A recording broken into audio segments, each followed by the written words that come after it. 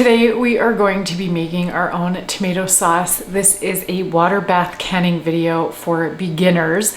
And if you've never done it before or you've only ever done it once and you feel unsure, this video is for you because I've never made tomato sauce or water bathed in my life for canning. And I am having Amy from the Hobby Homestead come and help me learn how to do water bath canning. So I am full of all the questions that you are gonna have too if you are new at this. And she's gonna answer all of them for us and help us learn how to make our very first canned tomato sauce. I'm really excited about it. And if you don't already follow her, I am gonna put the link in the description below for her YouTube channel. And I'm really excited that we are collaborating on this video together. So I am going to let Amy do a really quick introduction of herself now. Thanks, Brie. I'm excited to do this collaboration today. I'm Amy, as Brie said, and I'm gardening here in southwestern Ontario, zone 6A. We have a 1/4 acre lot in the suburbs where we grow about 70 to 75% of my family of fours, fruits and vegetables. We have a food forest, we have raised beds, we have backyard chickens, and of course, because we produce a lot of food, we also prepare and preserve a lot of food, which is what we're here to do today. And I'm really excited to dive into some canning with you. Okay, since I am a total newbie to making tomato sauce and water bath canning in general, I thought that it would be really great to start this video with all of my questions that I have, because I'm sure a lot of these questions are ones that you have too if you're new to this. So we're just gonna do a Q&A at the very beginning of this, and then we're gonna move into the process after that. I am going to leave timestamps in this video, so if you wanna just get to the nitty-gritty of actually making the tomato sauce, then you can skip over to that. But otherwise, I hope that some of these questions or all of these questions are ones that you have too, and that Amy's gonna give you exactly the answer that you're looking for. Okay, so my first question is, does the type of tomato that you use matter, and can you mix and match tomatoes? You can totally mix and match tomatoes. There is some knowledge out there about the different tomatoes having different levels of pH, but I mean, really you can't tell the pH of a tomato by looking at it, and so it really doesn't matter. Also, as we're going to talk about, you're going to acidify tomato sauces. So again, it doesn't matter. You can use any tomato, and I like to use heirloom tomatoes because of the flavor. I think that it's just superior and really different. And I mean, you can roast them to add a new depth of flavor. However, heirloom tomatoes tend to have a lot more moisture content, which is why people tend to use paste tomatoes, Roma tomatoes, to make their sauces, just because there's so much more meat in them and so much less liquid. But if you're gonna cook it down anyway, and you have an excess of your favorite heirloom tomatoes, your big beefsteak slicing tomatoes, then you can totally use those too. So I took my tomatoes out of the freezer, and now the bag is literally full of liquid. Can I pour this liquid out, or do I need it? Is it full of flavor, and is it something that I want to be keeping? Or, because I really want to pour it out because I don't want it to spill all over my countertop or anything, so I'm just checking what I can do with this. Yeah, so if you're gonna freeze your tomatoes and then defrost them to make easy peeling, you're gonna have a lot of liquid left over, and that's just because the tomatoes are coming out of the freezer after all their cells have their cell walls are now like broken down, right, after they've been frozen. So as they defrost, the liquid just pours everywhere. And some of that is going to be like tomato juice. Most of it is just the water content. And I have tasted the tomato water before that's come out of defrosting a pile of tomatoes, and it pretty much just tastes like water. And so it's kind of like when you're making maple syrup, you need so much sap to get like a teaspoon of syrup that actually tastes like anything. It would be the same thing when you're doing this with tomato water. You would have to boil down just gallons and gallons to get a teaspoon that tasted like anything tomatoey. So yes, dump it. It's really not worth keeping. If you are not freezing and defrosting and using fresh tomatoes, you're not going to have all of this moisture release. It will release in the pot when you're making sauce, which means you're actually probably going to have to cook them down a little bit longer. And I'll also say that all of this excess water, you're going to have more of it when you're using an heirloom or a slicing tomato, less of it if you're using a paste tomato or a Roma tomato. So I also have fresh tomatoes here that I picked when they were green and they've now ripened.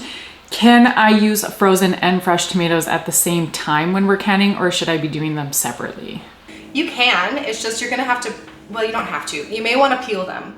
And in that case, you need to blanch them. So put them in some boiling water for a minute, even half a minute sometimes is enough, and then into some ice water so that the peels will come off. It's a lot of work. You don't have to peel your tomatoes, so you could just throw a couple in that have peels on them still in with the rest of your sauce. You're gonna cook everything down anyway. It's all gonna cook and become the same consistency. It really doesn't matter. It's just, I think, maybe simpler, more straightforward as a demonstration when you're just using one method, frozen or fresh. The tested recipes that exist, like scientifically tested by places like extension offices, the USDA, some universities will do this kind of testing. They'll can something again and again and again and again and ensure that it's safe every time. Those recipes don't use skins. As far as I know, there's no tested recipe that includes the tomato skin. Doesn't mean you can't do it. It's just the skins technically carry more bacteria than the inside of the tomatoes, and so I suppose your chances of introducing bacteria would go up, but the chances are so low, and people have been canning with skins for a long time. I know professional canners, master canners or master preservers who will leave the skins on, so like don't be afraid to if you want to.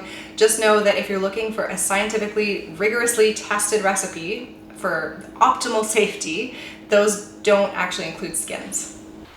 You know how when you sometimes use the skin that it kind of curls up into like these little like C-shaped things that are, I guess, add texture for lack of a better word. Does that happen in canning, or does it cook down so much that it just all disintegrates? It usually does show up in the canning. I think if you were to pressure can something or can it for a really long time, it would help break those skins down a bit, but they do usually show up. So like I've made salsas with cherry tomatoes because I'm not gonna peel a cherry tomato. Then there's usually that cherry tomato skin lingering in those little curled up bits that are kind of tough and chewy. Some people say they also bring a little bitterness to your sauce or your salsa. So for that reason, I usually remove the skins because I don't like the texture. But you can also blend them. If you have a really high-powered blender, just put everything in the blender and then you don't get little chunks of curled up skin. Okay, so I didn't know until you told me that I was supposed to core all of my beefsteak tomatoes before I stuck them in the freezer. So a lot of my tomatoes are not cored. Is that gonna be horrible to work with now? I think you'll be fine. My recommendation usually is to defrost them just a little bit, just enough so you can peel the skins off, but the rest of the tomato stays sort of solid, just because it's easier to work with. But when you do that, then the core is still frozen and it's hard to remove. So since yours came out a full 24 hours ago, then they're gonna be a lot softer. It means the core is gonna be easy to remove now. You may even be able to just pull it out with your bare hands, or you may need a knife. It means that removing the skins might just be a little messier because the tomato will want to sort of fall apart as you do it, but it does make removing the cores now easier. And then you made a comment about the skins having bacteria. So the reason I haven't canned this whole time is because I'm actually legitimately concerned about botulism or the glass breaking or shattering. I don't know. I grew up in the era of Final Destination where you thought a log was gonna fall off the back of a transport truck and kill you. So I always envision if the glass shatters, it quite literally explodes. So A, how worried should I be about botulism? And B, when it does explode, does it literally just like casually crack and it's not like as scary as my brain is giving it? Okay, let's start with botulism. Your risk of getting botulism from a safely canned product where you're using a tested recipe or you're following all the appropriate guidelines is next to zero. Like really, really, really, really low. I'm not sure it's actually ever happened from home canned goods, at least not that it's been reported. And we follow these safety guidelines like acidifying your tomatoes. So we'll add lemon juice or citric acid just to make sure the pH is low enough. And if the pH is 4.6 or below, which you know you can get to by adding a tested recipe amount of acid, then it's gonna kill a lot of the bacteria, molds, anything in there that could be harmful to you. Botulism can be killed with the heat, and pressure canning is a guaranteed way of killing some of the more dangerous botulism. I don't know what it is it a bacteria? I think it's a bacteria. Yeah, so like water bath canning, you just follow a recipe to make sure that you're heating it for long enough that it's going to kill all those things. And then the high acid environment prevents other things from growing as well. So a tested recipe means that it's been tested, I don't know, hundreds of times probably to ensure that nothing bad can survive in those conditions. And then the glass breaking, Glass breaking when you're canning is a real risk if you skip a step, and that is the step of bringing everything to the same temperature. So if you take a cold jar, say you've got them stored in your pantry somewhere and you just pull them out on the counter, and then you start pouring in really hot sauce straight off the stovetop, that jar can definitely break. It's not gonna explode with shards going everywhere. It's usually like a crack around the base, and then all of a sudden it just like pops and your sauce rolls everywhere off the counter. It's a big mess. Things can also break in the canner, although I don't know if I've ever had that happen with water bath canning, mostly just with pressure canning. And I think in that case, it was less a thermal shock or difference in temperature, but there was probably an issue with the jar. So there was probably a hairline fracture, a chip somewhere on it. So one thing you can do to keep yourself safe from breaking glass is to just inspect your jars before you use them, give them a once over, make sure there's no obvious cracks or chips in the glass, and then you know that it's still sturdy. These mason jars and ball jars and whatever brand of canning jars you use, they're made to withstand the temperature and the rough handling of canning. They're a tough kind of jar, so you shouldn't have to worry about breakage if you take those things into consideration. So you're telling me that there's some jars that you shouldn't buy? No, I'm saying be careful if you take something out of your recycling bin that may have been used. People do that? Yeah, totally. I mean, it's a way to reduce, reuse, recycle, really. I have canned in tomato sauce jars before. I've bought like a big case of tomato sauce at Costco, and there are these nice tall jars with just a screw-on lid. And I have canned in those, and it was actually fine, and the lid depressed, and it was fine. But you're taking a risk because they're not a jar that has been manufactured and tested for home canning, like reuse of those jars. So I feel like there's a lot of equipment that's needed because, well, especially for me with my induction oven, and then you are using a pressure canner, so we're doing ours slightly different. So I got my giant pot from my neighbor that it's like high enough to fit the jars. It has a little metal rack at the bottom that you're gonna have to show me how to use. Tongs to pull things out, and then I have my mason jars with the lids. But now, because they're frozen, I guess you need a bowl for your frozen tomatoes, and then a bowl for the frozen skin, and then a pot to boil them in if you're using two separate pots like I am. Yeah, like I'm just using a big pot. So once the skin comes off and goes into my skins bowl, then I'm gonna put the tomato centers right into the pot. And then that's the same pot that's gonna go in the stove. Can I take the skin off and put it back in this bowl and then drop my tomatoes into my cooking pot? Yeah, you can do whatever you want. It's just like, I'm pretty sure everybody has two bowls in their lives, right? Like one for the tomatoes, one for, if you only have one bowl, you gotta do what you gotta do, honestly. But it's gonna be a lot simpler. I'm all about streamlining our efforts, and you don't wanna be digging around through skins looking for that one tomato that's left that you haven't skinned yet. Okay, so then that's the starting, and then I have my big old pot and jars. But what is there other equipment that I'm missing that I didn't mention? No, that's everything. I mean, it can be quite simple or it can be quite extensive. As with anything, you can buy all kinds of fancy tools or you can keep it really simple. Like people may want to add the funnel. I'll show you the metal funnel. So this is a canning funnel and it's meant for canning. It's metal. You can disinfect it, you can put it in the dishwasher, whatever. It has this handy little addition so you can use it just as a regular funnel, but this fits perfectly inside your jars. And the only reason you use this is because if you have a big ladle of like chunky sauce, you're gonna spill some over the edges of the jars.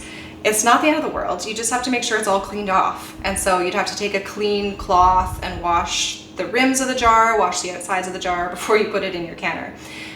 Or just be really, really careful. You know, I guess it's possible to pour liquids into a jar without spilling. Maybe not, I don't know. It's possible to do it without a huge toddler-sized mess though, let's say that. And we have to wipe the rims of our jars anyway before putting the lid on, even if you use one of these, because you want to make sure that there's no tomato juices or anything on the rims or the lids won't seal. So if you have a funnel or not, you still have to wipe the rims. Okay, so then if I don't have a funnel and I'm using a ladle, like I know you said for safety purposes we have to boil the jars and the lids. Do I need to boil my ladle too to make sure that it's perfectly clean? This is something that I was taught you had to sterilize everything. So I used to, when I had a big water bath canner that was full of water, it would have all my jars in it, it would have my funnel, it would have my ladle. But the more and more I can, and the more I understand about this process, you really just need it clean, because the canning process, bringing it up to that temperature, the acid in the jar, those are the things that are going to keep you safe from the bacteria and the molds. And so just wash with soap and water, keep them clean. I just don't want that to sound, I don't want that to sound like you shouldn't put your jars in the boiling water, because that also brings them up to temperature, right? So more than just sterilizing them, what you're doing is bringing them up to the same temperature as the hot boiling sauce that you're going to put into them. Okay, and then can this water in the big thing, does it start off cold and you put your jars in and you have to bring it up, or can you pour boiling water into it and then add your jars into it? Yeah, you can totally do that. Just keep in mind the possibility of thermal shock. So if you've got really cold jars, like I keep mine in my cold room, so they're like frosty almost. If I were to have water that was already boiling and then put them in the jar, I'm risking them breaking because it's cold going into hot. I find that it takes a really long time to get a water bath canner to a boil because it's a ton of water. And so for that reason, I would probably put them in later. Like I'd set the water on my stove in the morning and I'd get it rising. It could take like an hour to come to a boil, and then put your jars in. Like room temperature into boiling water is fine. So then you're using citric acid, I'm assuming, in this. I forgot to go out and buy stuff because of life. So I'm going to use lemon juice, but we're going to do just tomatoes, lemon juice / citric acid and salt, right? That's our recipe today? Yeah, just a super basic tomato. You can make pasta sauces, Italian sauces with like oregano and whatever you want in it, and garlic even. And as long as it's a tested recipe, then you're not gonna have to worry about those ingredients raising the pH to a dangerous level. We're just going to keep it really basic because it's also really handy to have just tomato puree basically on hand. You can use it in a lot of different ways, not just as a pasta sauce. Is there anything else, like question wise, that you think a beginner would want to know, or any safety things or anything else that you want to talk about before we start getting our hands dirty? I think if you're an absolute beginner, finding all the right equipment can be overwhelming. I think that you probably experience that also, Bree, trying to find everything and not break the bank, buying all this equipment for something you don't know you're gonna enjoy doing or that you're gonna wanna do regularly. And so I had a few tips for where you might wanna look to get equipment to start out. And for me, the most obvious place to start is with friends, family, neighbors. A lot of people have these Facebook groups for their neighborhoods. You could post on there and say, I'd like to try canning. Does anybody have supplies for that? A lot of times there's somebody in your neighborhood who used to can or who cans sometimes and could lend you their water bath canning set. Another place to look is like thrift stores. You can find canning supplies in thrift stores, but it depends what kind of town you live in and the kind of people who donate things. And also some towns have a tool library. I live in Guelph and we have a tool library where there's all these supplies that you can just go and rent. You pay like an annual membership and you can take out as many tools as you need through the year. And they have all the canning equipment there too. So those are good places to look. In Canada, Canadian Tire, of course, will sell all the canning supplies that you need. And some people like to do the whole buying and then selling if they don't use the thing. And so you could try buying a new kit to make sure you have everything and you're good to go. And then you could always sell it later down the road if you don't want to can anymore. So it doesn't have to be that overwhelming. You need the pot. You need a pot big enough that it can cover your jars by 2 inches is ideal with water, without the water boiling out over the top of the pot. And you need, the reason why you would use like a canning pot is just they're usually a larger circumference, and so you can fit a bunch of jars in them. Whereas if you use your typical saucepan, even if it's got tall sides, they're usually like the size of a burner, right? They don't fit as many jars in them. So that's why you would typically get a canning pot or a water bath canning pot as opposed to just using your regular saucepan, just the size of it. But as you mentioned, Bree, you have an induction stove. So some of these things don't work on induction stoves. The water bath canning pots that are so classic, they're like a black enameled something. I don't know what kind of metal they are. They're really light, maybe aluminum. And so those aren't gonna work on your induction stove. So keep that in mind too if you have that kind of stove. But yeah, the pots, nice big size pot, and a lid for that pot because it takes a long time for water to boil at that quantity and you want to trap the heat. And then the jar lifters, you really do need that because otherwise you have to stick something into the boiling water to retrieve your jar. I've tried to use regular kitchen tongs and the risk of dropping it is way too high for my liking, considering you can get a pair of lifters for like 10 bucks. And then a funnel is very helpful, but you can get by without a funnel. There's also things you can buy, like these little plastic debubblers that you shove down the side of all the goods in the jar and it just releases any leftover bubbles from deep within. I use a butter knife for that, or I just don't even bother debubbling depending on what I'm putting into the jar. And then those little sticks you can buy also will have measurements on the side so you can see the amount of head space that you have in the jar. That's the amount of space between the contents of the jar and the very top of the rim. And so different recipes will tell you need either a 1/4 inch, a 1/2 inch, or a full inch of head space.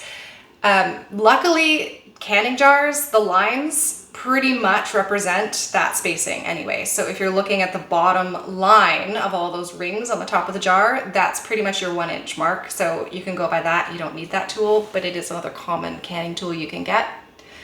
And then if you're buying a canning pot, there will be a rack for the bottom of it. You want to keep your jars up off the bottom of the pot. I have in a pinch used a dishcloth in the bottom of my pot, in the bottom of all that water, and just put the jars on that, and that works. I think that's it. I think that's it for supplies that like you really do need to find if you want to do canning. I borrowed mine from my neighbor, which is why I don't have the funnel, because I was just talking to her casually and then she was like, oh, I have one, and same, it's in the basement and I haven't used it in a long time, so you can borrow it. So I don't have the funnel from that, but then she did mention that she uses tea towels like on the counter when she's done taking the jars out to put them on the tea towel, and then she covers a couple extra tea towels over top of the jars just to help change, I guess, the air temperature between the inside of your house and the jars to help prevent it from cracking. Have you ever done that before? No, that's a cool tip. Yeah, I like that. Cool. And then the other thing was, I went to an estate sale and I bought a canning pot, and I was so excited that I bought this pot until I showed it to Amy and she was like, that's not tall enough. So I now have an extra pot that I have no use for. And I think you don't realize how tall the pot has to be when you're looking to buy one, especially if you're buying it used. So I feel like if you're actively going to go out to Value Village or somewhere to look for a pot, I would recommend bringing a jar with you. If you're going to use a 1 liter jar, then your pot needs to be like ridiculously tall, or a measuring tape, that would work. Otherwise, just bring like the 500 milliliter jars with you just so you know you get that right height, because I went and, I spent like $5 on this pot, but now I have an extra pot that I have no use for because it was just too short. Yeah, so you need to leave room for ideally 2 inches of water above the jar, keeping in mind that as that water is boiling, if there's absolutely no room left at the top, it's gonna boil out all over your stove. So it should be, a nice tall pot. Oh, I guess I do have another question. So I obviously have metal bowls and then I have plastic bowls. Does it matter if they're sitting in a plastic bowl instead of a metal one right now? Or No, will the I don't think pH so. and the boiling just end up killing everything anyways? Yeah, I think it's fine to use a plastic bowl at this stage. So then do you think we're at the point where we can start peeling? Yeah, let's get these things done. There's cats on my counter contaminating my stuff with their litter paws. So here's one that's like, for me, probably similar to yours. It was on the top of the pile, so it's really mushy, which makes it a little trickier to get the skins off of because it's harder to handle. You sure it doesn't look like this one? Yeah. But you just peel them off. So it's like ideally, I would say give them like 6 hours on the counter to keep them a little bit firm still. And like a little bit of skin's probably not a big deal, I'm assuming. No, it'll be fine. Yeah. And what about like seeds? They're fine. Yeah. Okay. In an ideal world, we would have these fancy tomato mills where you can just mill the tomatoes through and all the skins and cores and seeds and everything come out. I don't have one of those, and I've been canning for many, many years, and it still feels like too much of a luxury for me to spend money on. So I'm sure the beginner canners out there watching this also will not have a fancy tomato mill. Okay, so on the Roma, there's like the little stem piece there. Does it really matter if I keep that in mine? Most Roma varieties, I've found it's so small and insignificant that it's fine. It's like a cherry tomatoes core, right? Like there's really not much there. But the beefsteaks, you know, some of them get really gnarly, some of those big heirloom tomatoes, and they can have like multiple cores in one tomato. So you should take them out of the freezer if you're going to work on them in the morning the night before. And did you leave yours on the counter? Yeah, I put them in this bowl. Put them on a towel if you're going to defrost something like that because the condensation will soak your counter. You can put them in your sink in a bowl just to be safe, in a bowl or a pot. Or in bags, if you're putting them in bags, just leave them in those as long as they don't leak. So then, like, as you're boiling this stuff down, do you like use like a potato masher or something to like, or like an immersion blender? Yeah, I've used both. I think I prefer, so because my daughter doesn't like tomatoes, I puree the tomatoes. So I can use tomato sauce and things as long as there's no chunks. So I will stick the immersion blender in my pot and blend it up that way. You can put it in like in a blender too. Just be mindful if you're putting hot liquids in a blender to not scald yourself. How long does it take to boil the potatoes? How long does it take to boil sauce. the tomatoes into like the thick, like I want my tomato sauce to be thick like a pasta sauce. Yep. So how long will that take? I don't know. You know, I never like put a timer on when I'm making it. Like 30 minutes to an hour. Like it really depends also the tomatoes you're using, right? Because there's a different amount of moisture in them. Now you're pouring off a lot of moisture, so you're also saving boiling time. Still lots of liquid in there though. Okay, so as I showed you, I have some fresh tomatoes that I'm also going to add to the frozen ones. But in order to do them, since I didn't have these tomatoes frozen, I needed to peel them, which means that I actually need to core them first and then stick them into boiling hot water, wait for the peels to come off, and then stick them into ice cold water so I can finish peeling them. So that is what we are going to do now for a couple of these, just because if you are doing fresh tomatoes, I want to make sure that you can see what to do with fresh tomatoes as well, even though we're using frozen in today's video. So normally you would put your tomatoes into a pot of boiling water, but I am avoiding using my stove right now because I'm using my really big pot for actually boiling down the tomatoes. So I am just going to try and do this with kettle water instead. So I'm just coring the big beefsteak tomatoes and then sticking them into my bowl that I'm going to be pouring hot water into. And this is just going to get that really firm core out of them. And it's also going to make sure that there's a space on here that makes it easier for me to peel the skin. Amy had mentioned it, if you are going to use something like a Roma tomato where you don't need to core it, to at least cut a little X in the skin on it, so that way you're not like what I was doing where I'm trying to, they're exploding. Like this way now I can peel the actual skin off of it. And just as an example, I'm going to show you why you need to blanch them in order to get the skin to peel better, is that if you're going to take this tomato and you're trying to peel the skin, like it barely comes off, versus once it's blanched, you're going to see it's going to come off in a lot bigger pieces, but otherwise you're pulling off tiny skin at a time. So that is why we have to boil them and then stick them into cold water. We are not big ice people in this house, so I don't have a ton of ice to cool this down. But really the ice water is just there to make sure that you can handle the tomatoes without burning your skin. So it's not like I need to have an entire bag of ice in order to do this. So Amy said that we're just blanching them for about a minute.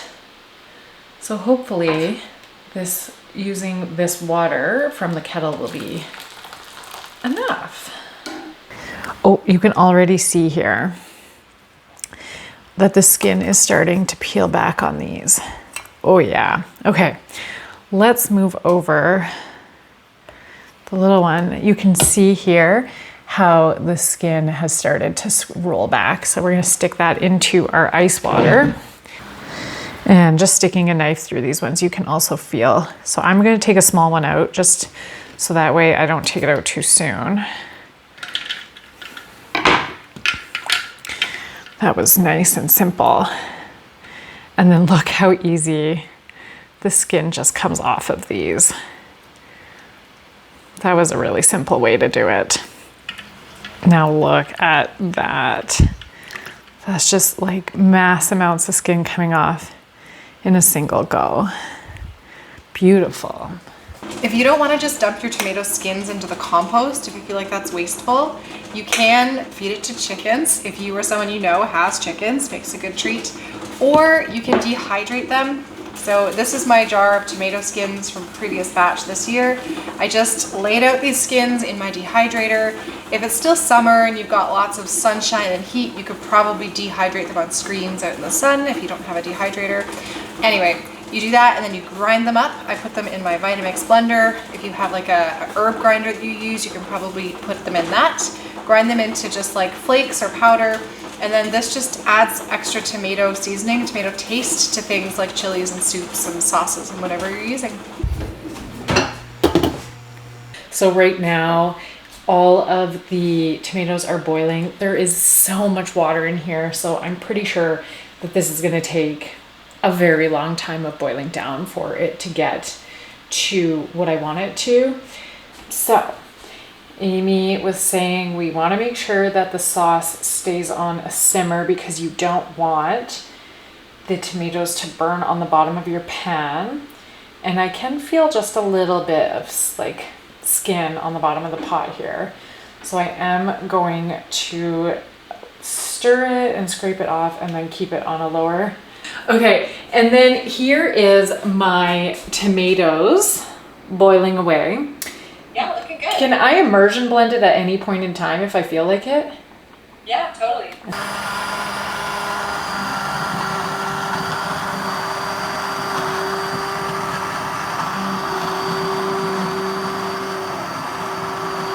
Careful not to burn yourself by splattering. Oh, I know.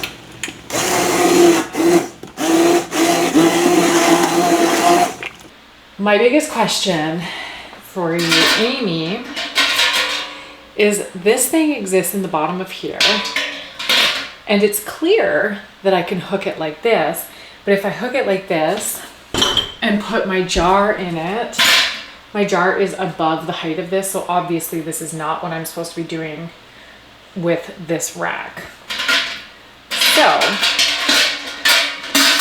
I need help on what I'm supposed to be doing specifically with that rack portion of it. Yeah, that rack that canner comes with is like standard, comes with all the canners, but I hated using mine so much that I ended up getting like a silicone mat to go in my pot because they're really tricky. I don't know why they make them with such wide gaps between the bars. Okay, so I'm trying to add these jars into here, but they just keep falling off of the rack. And it's driving me nuts that they just tip over.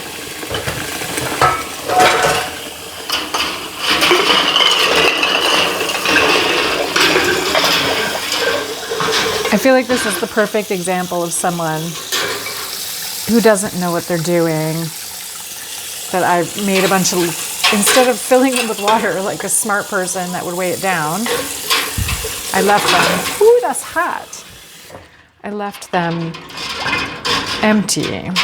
But obviously when they're full, they're gonna sit in there better, which feels like an obvious thought that didn't cross my mind. Oh, okay. Oh, that was heavy. Oh, that was heavy. I have all of my pots or whatever, jars in there now, but like it fits, I only have 7 jars in there and it fits way more than 7 jars. Like, are they gonna rattle around in the boil and break each other? No, it'll be fine. Yeah. They shouldn't really be touching anyway, so they don't, they're not there to like keep themselves sturdy. Oh, so should I make sure that they're all separate in separate spots? Yeah, even just like a 7 meter apart is fine. Oh, okay. So no touching.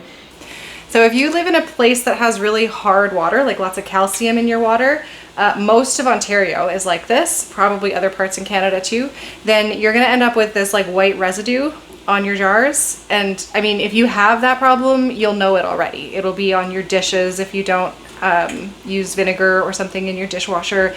You'll see it on things. It clogs your pipes. It's really bad stuff. And I mean, it's bad for your pipes.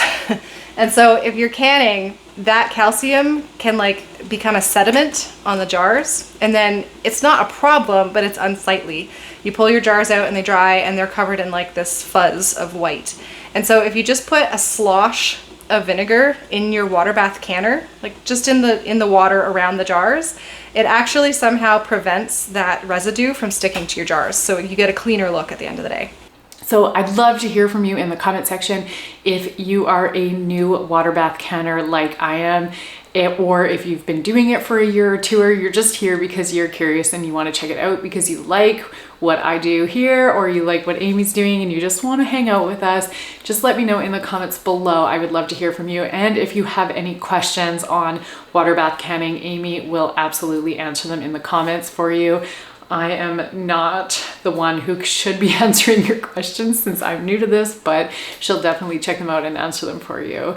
Otherwise, let's keep going on our journey to water bath canning. I have my lids in my pot. Yeah, you can just put them in there, put them on. I have like a low burner that doesn't get too hot, so I just have them on like less than simmer, just keep it warm. And that information has changed because when I first learned to can years and years ago, it was just common knowledge that you boiled them.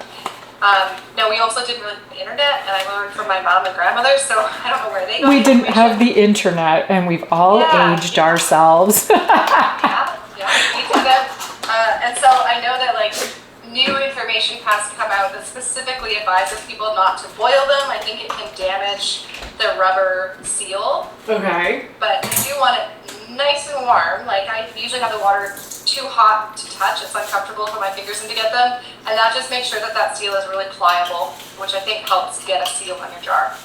Is it a problem to put your the bands in with the warm water too? Like, will it cause them to rust or something? You don't have to do anything to the bands. I mean, they're going into the water bath canner, so they're going to be submerged. Okay. But I think I'm using rusty old rings because I just reuse and reuse, even though technically I think you're supposed to buy new lids every time, but I always reuse as long as they're not obviously damaged. And yeah, the rings will rust after years of use. But we actually are going to take the rings off when everything is done. The jars have rested on the counter for 24 hours. We'll take the rings off, and then you can just to make sure that they're sealed, right? Yeah. So this is obviously going to be a stupid question, but you put the rings on the jar and as tight as you can, just to make sure that you have full contact between the top of the jar and the lid, right? You're going to want to do it finger tight, which this was always the instruction that was hard for me to wrap my head around when I was learning canning. Like, what is finger tight? It's not measurable, but it's just, tighten it so it feels relatively tight to your fingers. You're not going to crank it. You don't need a tool to make it extra tight. Yeah. So the way that canning works is you're putting your liquids into something hot so they expand, and that pushes all the air out. And if your ring is on too tight, the air isn't going to be able to escape out from under that lid. Okay. And then when you take the jar out and it cools, the suction from all the shrinking from the cooling makes the lid seal tight. Okay. So you're pushing all the air out in the first step as it heats, and then as it cools, you're pulling that lid tight. Okay. And then this has one of my hairs in it. How, should it be at like a rolling boil? Yeah. And how long do the jars have to be at a rolling boil for? So it depends on your recipe. No, the empty jars. Oh, it doesn't matter. As long as they're at a boil, they're fine. They're clean jars. They've been out of boil. They're going to go in for up to 40 minutes for actual canning. So anything's going to be killed off that way. Yeah. Mine is at the type of boil where there's little bubbles forming on the outside of the mason jar. Perfect. So the jars are going to go to a boil, and then I'm going to take them out with my prongs onto the counter. Well, first I have to take the prongs to the sink to dump the water out. Yes. I'm going to wear an oven mitt just in case. Yeah. And then this is the most dangerous part. Okay, so I take the prong out, dump the water, put it on like the counter on like a cloth, and then I'm going to start scooping my stuff into there. Yeah. Okay. So the thing I was talking about before when we were off camera is that if you have full jars of water in your canner, you want to get rid of that water outside of the canner. Otherwise, when you put full jars of tomato sauce in there, it's going to displace a lot more water and it might overflow. Also, there's a learning curve to these tongs. Honestly, I feel like this is making the process seem harder than it is, like explaining every step of the way. I think by the second time you're doing this, like I don't even turn my brain on when I can anymore. How do you tilt it in your sink? Carefully. Like, can I hold it in my hand, the tongs, and tilt it in my sink? Yeah, I do this. Oh, so scary. Yeah. This is why I'm preferring the steam canner lately, so that my jar is being used in the oven and not in full of water. And then I put it on my counter? Yeah, put it on your towel so it doesn't crack the counter or your jar or anything. So then, while our sauce is in there, what kind of boil is the water supposed to be at? Like a rolling boil? Yes, that's the rolling boil. Not like to the extent that it's going to boil over all over your stove, but a nice solid rolling boil, more than a simmer. And the recipes that you use will tell you how long you have to process for, and you're gonna have to know your altitude, which you can figure out with a quick internet search. We are, at least I know I am, below 1,000 meters above sea level. So I'm like standard neutral altitude. So the amount of processing time or canning time is always what it says on the recipe for me. If you live in a mountainous region where your altitude is higher, you add a certain number of minutes for each 1,000 meters of altitude that you go up. So with citric acid, we only need 1/2 teaspoon for a quart jar, a liter jar, and 1/4 teaspoon for a pint jar, a 500 ml jar. So you're gonna need 1/4 teaspoon, and I'm gonna use 1/2 teaspoon. And I can just put it in the bottom of these jars that are like virtually empty? Yep. For some reason, I usually put them on the top of my sauce, but I don't know if that's a thing. I've got 3 out of my 7 jars filled, and I haven't even like cracked much of this pot. And we're gonna leave 1/2 inch of headspace. So if you don't have one of those little tools that you can stick in when you're getting the bubbles out, then you can just look at the rings on the jar, and it's the middle ring there. That's about 1/2 inch of headspace. So if you're gonna freeze, then you definitely want more headspace. You can go lower. But if you don't have the right amount of headspace, it's based on how much the food will swell when it's heating to get out all that extra oxygen. So if you don't have enough in a jar and then you can it, then there's oxygen trapped, which can cause molds, cause issues on your stuff. So the headspace is important, but within a few millimeters. Okay, so I have a question. Can I leave this tomato sauce with the lid on it on my stove till tonight and then go out and buy more jars and then just do it again? Yep, absolutely. And can I leave my water bath thing full of the water from when I had originally jarred them, and once it cools down, add the jars back so I'm not wasting water? Yeah, you can. Yeah, sometimes you'll get a little bit of tomato-y water in the water bath canner itself, because again, the contents are expanding and pushing out oxygen from under those lids, and so sometimes they'll push out more than just air. If your headspace isn't just right, or something is off, you'll get a little bit of that siphoning where stuff comes out of the jars, but it's very minimal usually. And so you could totally re-can in that. You're gonna wash your jars off after anyway before putting them away, so that the outsides of the jars don't grow mold on them.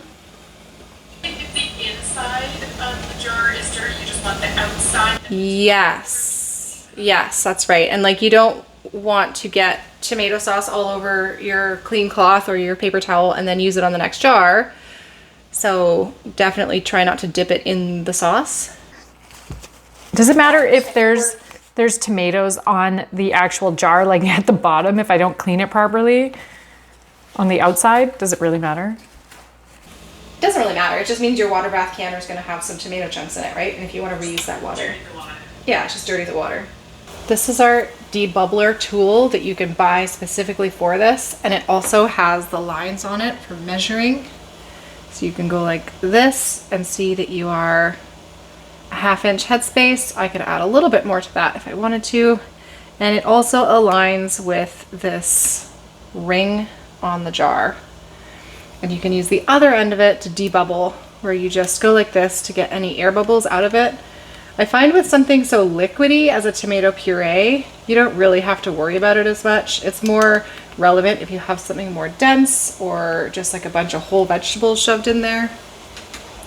I've also just used a butter knife, clean, go in the sides and just get the air bubbles out from within. Again, with something so liquidy, you really don't need it.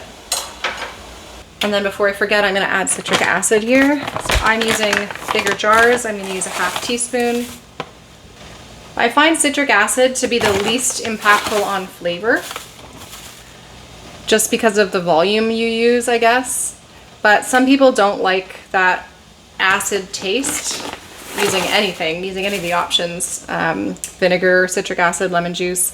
And so you can add sugar to try and compensate for that. But honestly, I don't notice, like it's such a small amount in this large batch. I think I needed a 1/4 teaspoon, right? Yes. I need a 1/4 teaspoon measuring. On it. What if you add too much citric acid in? It's just gonna taste a little more acidic, but it's not gonna hurt your product. The acid makes it safer because bacteria can't survive in the high acid environment. And I'm putting it in every single jar? Yeah, a 1/4 teaspoon.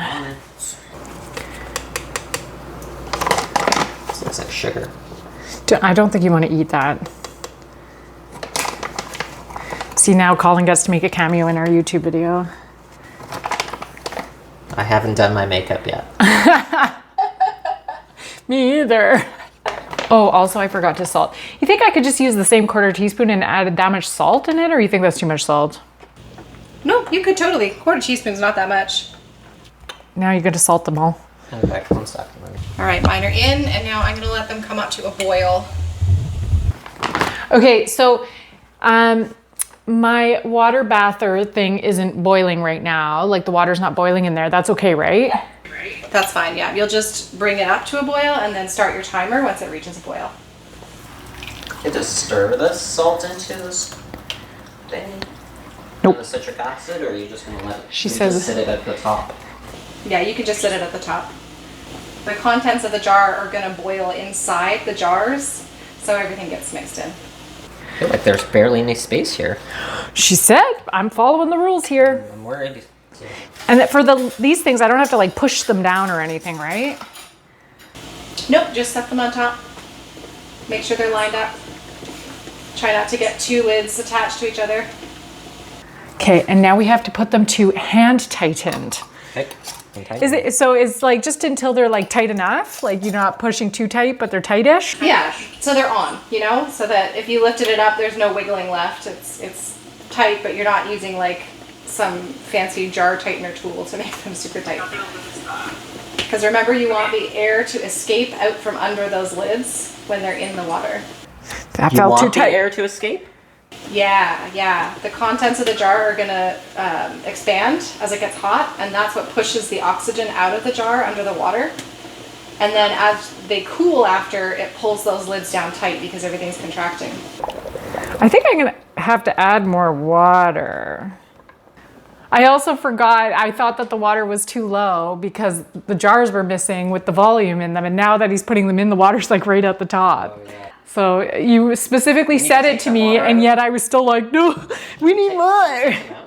I guess it looks a little high because she said a rolling boil. Bubbles are coming out. Put the lid on. Oh, those guys are touching. They're touching.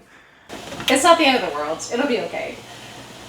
I think some of mine are really close too, and as they get boiling, they'll rock and they'll touch occasionally. They're tipping. What happens if they tip over while they're boiling? You might not get a seal. You might get siphoning more where the liquid comes out from under the lid. We're gonna hope they don't tip. Yeah, that rack that canner comes with is like standard, comes with all the canners, but I hated using mine so much that I ended up getting like a silicone mat to go in my pot because they're really tricky. I don't know why they make them with such wide gaps between the bars. And like as a new person too, you're like struggling. And then you're like, think it's a you problem. Okay, so once it comes to a boil, then you're just going to set a timer. You have 500 ml jars, so you're going to need 35 minutes at a rolling boil. And when your time is done, just turn it off, remove the heat, and let them sit for at least 5 minutes. And then you can take the lid off and lift them out. All right, so I didn't use a butter knife to get rid of all of the air bubbles on the side, so I'm not quite sure if that's problematic or not. All right, so these things apparently are loose and you're not supposed to tighten them. Also because we intend to take the bands off. Because you want to store them without the band on them. So that way you can see if the lid ever pops off for a safety purpose. So it doesn't matter that we forgot to do the knife on the edges of the jars? No, it's I really find that the bubbles all move to the top anyway when you're processing for such a long time. Like it's doing a lot of boiling in that water for 35-40 minutes, and so the bubbles are going to rise to the surface. I have like some lines in mine though, like spacing in the jar. Does that matter? It'll be water though, right? Water in between the... Yeah, maybe. Yeah. So it does separate, and that's just something that happens with home canned tomato product.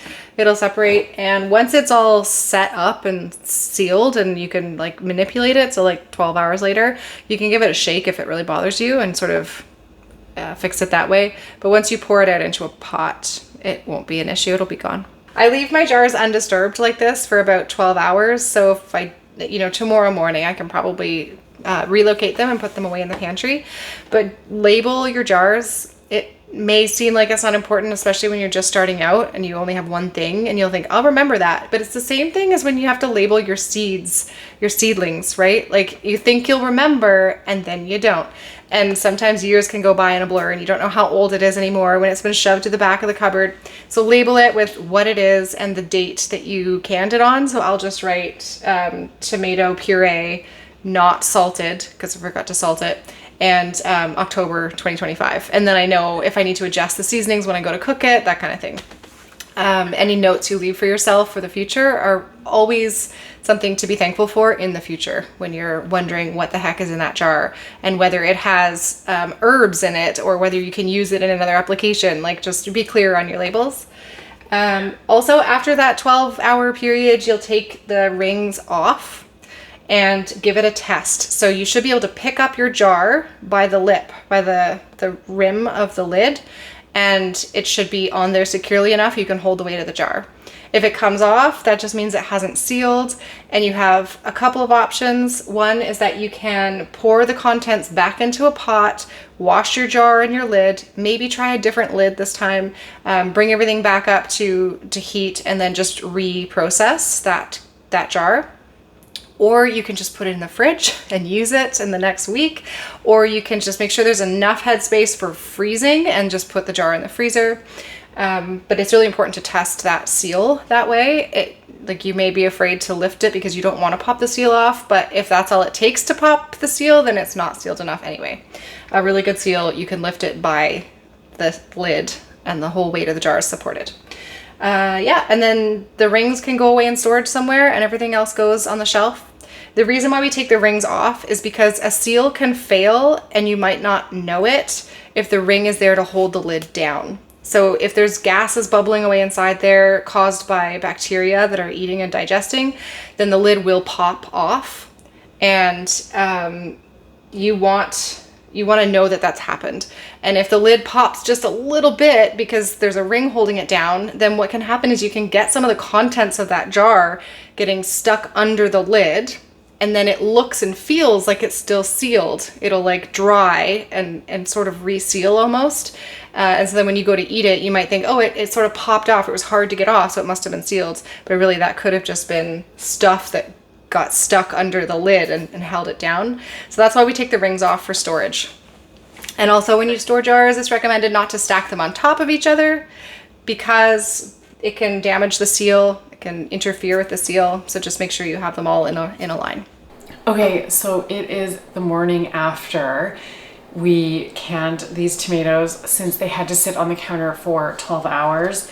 And Amy mentioned that these bands would be loose when they came out of the canner, and they really truly are. I was surprised by it. And then we also now have to test to see if they sealed properly. I am slightly concerned, so I'm going to send a picture to Amy about one of these here. It's got a little bit of a crack on it, like it folded weird. So I do want to make sure that that is okay and doesn't cause any problems. Otherwise we'll just eat this one first. But now the other thing that I have to do is lift all of these jars up by their cap and make sure that they can support the weight of the jar. So let's hope that my sweater doesn't get filled with tomato sauce as I test this out.